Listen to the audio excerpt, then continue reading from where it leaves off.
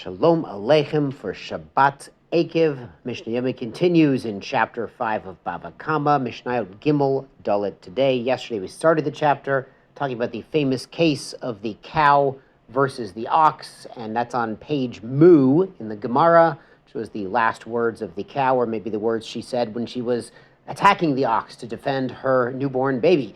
Let's go on to Mishnah Gimel, which continues the theme of Mishnah Beit. Hichnis Shoro, the Chatzar Balabayit Shelo Bershut. Someone brought his animal into private property without permission. Ungacho Shoro Shel Balabayit, the animal belonging to the homeowner attacked the foreign animal. Oshin Neshacho Kolbo Shel Balabayit, the dog attacked him, bit him, the invading animal. Pater, the homeowner is pater. After all, the other animal was there without permission. Nagach hu Shoro Shel Balabayit, if the intruding animal hurt an animal belonging to the homeowner, chayev, he has to pay. Nafol levoro v'chivi shmeimav, if the intruding animal fell into the water cistern, fell down the well, and actually made the water dirty or undrinkable or disgusting, chayev, the owner has to pay for that damage as well.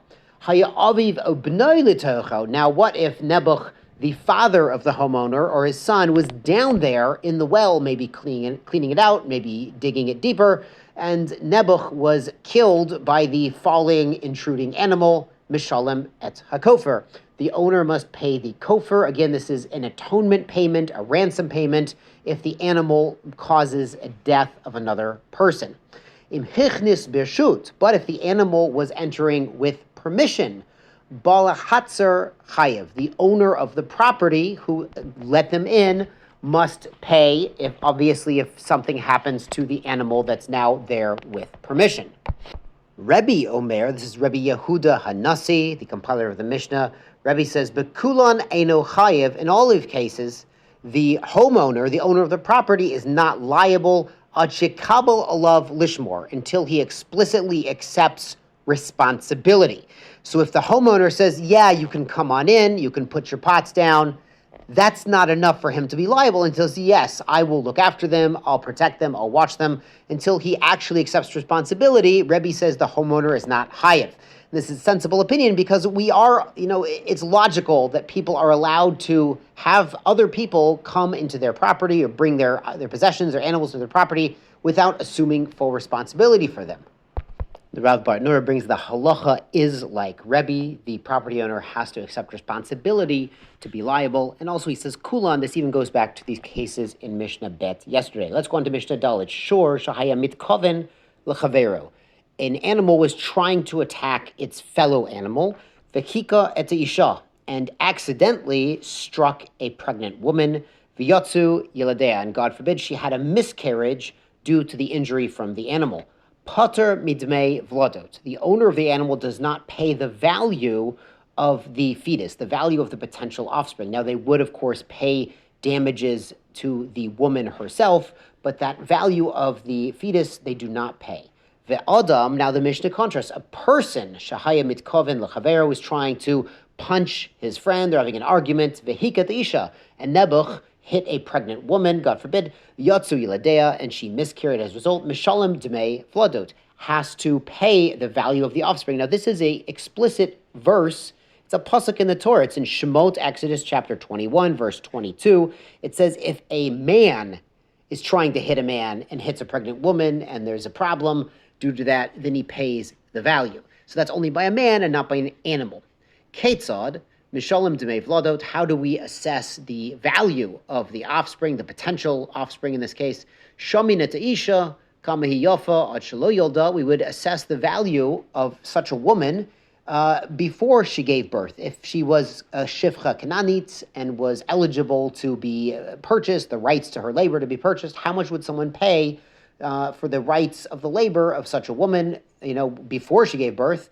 Kamahi Yofa Mishi Yolda, and how much would she be worth after she gave birth? The assumption being somebody would pay more for a Shifcha Kananit who was pregnant, because then he would gain the benefit of having the baby in the future as well. Amar Rabbi Shimon ben Gamliel, he disagrees somewhat. He says, Im Ken, he says, if that's the case, Misha Ishi Yoledit Mashbachat. There are cases where after a woman gives birth, she would actually be worth more on the Shifcha Kananit markets. Now, the idea being the first time a woman is pregnant, she's never had a baby before, there is a higher degree of risk. There's always a risk involved, and Baruch Hashem, thank God for modern medicine that in high-risk cases we're able to save, God willing, mothers and babies that would have been, God forbid, lost 2,000 years ago when the Mishnah was written. But they're saying the first time around, the first time a woman gives birth, there's a higher degree of uncertainty, and it might be on a financial level that the woman is worth more without the pregnancy, after she's given birth, than when she's pregnant, because there's a degree of risk involved. Therefore, Rabbi Gamliel says, Ela, rather, shomin et havladot kama hen yafin. We would assess the value of the offspring. Now, they're not worth very much right now, but they do have some potential. They do have some value.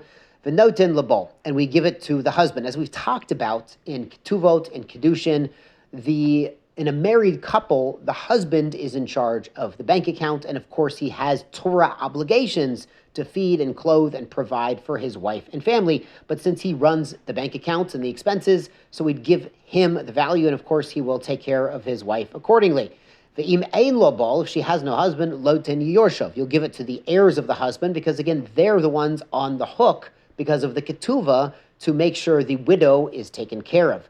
Haita shivcha v'nishtacharcha, if she was a shivcha at the time and was then freed, so she has no husband at the moment. O giorit, she was a convert and her husband was a convert, and then he passed away without any heirs. There are no heirs involved. Putter. Then there's no one to officially make the legal payment to, and they are putter, and that's for the value of the vladot, of the pregnancy. But if there are other damages to the woman, then of course the attacker, even though he intended to hit someone else, is of course liable for all other damages he did to this woman. Again, Adam muad le'olam, as we said back in the first chapter, a person always has to be careful not to do damage to other people. He is on the hook. Tizkulu mitzvot, Shabbat shalom.